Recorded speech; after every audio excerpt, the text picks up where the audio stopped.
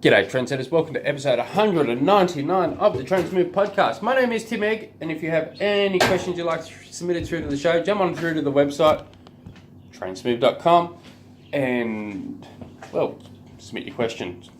So today's question comes from Simon. How do you determine your optimal tyre pressure?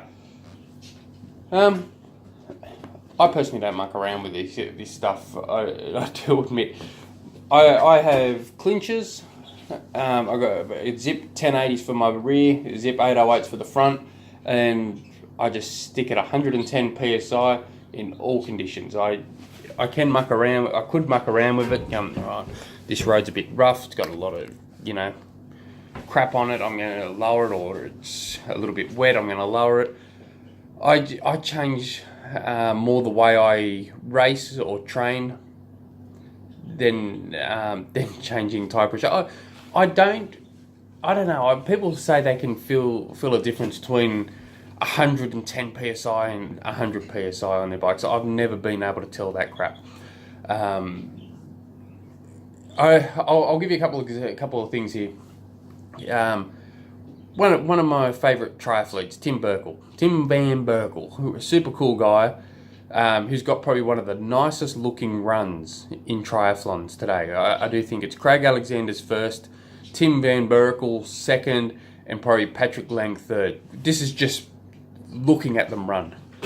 Sorry, but I could just watch him run all day.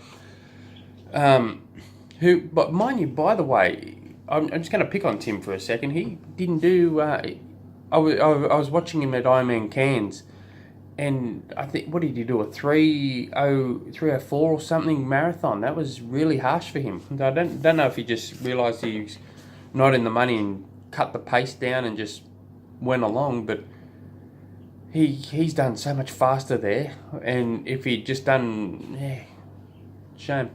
Anyway, I'll try and jump on your question here. So Tim Van Berkel was doing Ironman Australia going back a handful of years ago. Ironman Australia has horrible roads. It's really rough, it's really dead, and there are tons of potholes and just a lot of lumps and bumps and just horrible. And he came into the race with a tyre pressure of 90 psi, but there's nothing of him too. He's super light, so he could get away with it.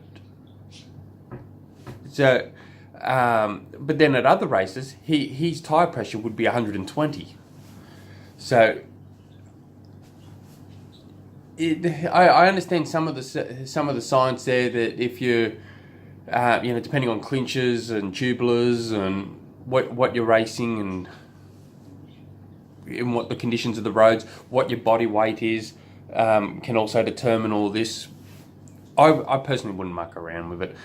I'd just look at the back of your recommendation, the label on your tubes or tubulars, what they recommend, and I'd stick with that. And I would make it just, if it says 110 psi or 120 psi or 100 psi or whatever it is, just stick with that. And you can play around with it from there. But just get used to that feel first. I personally don't play around with it. I can't be bothered playing around with that sort of stuff. I'd rather invest my time, money, and effort in buying better quality tyres, with better roll resistance than trying to muck around with tyre pressure. It'd be so minimal. Don't worry about it, mate. Just stick with the recommendations. Because the more you play around with it, the more if I lower it to this or I do this with it, it might create another second per 40 k's. Yeah, but what are the risks of getting a flat? Now, last weekend at Ironman Cairns, I ran into transition 1. I saw 3 different people while I was in transition 1. But I ran out of transition 10.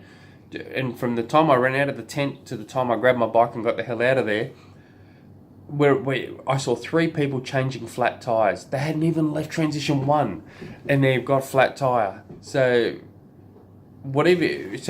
whatever the recommendation is, do it in training, but stick with it in racing. Don't do anything different.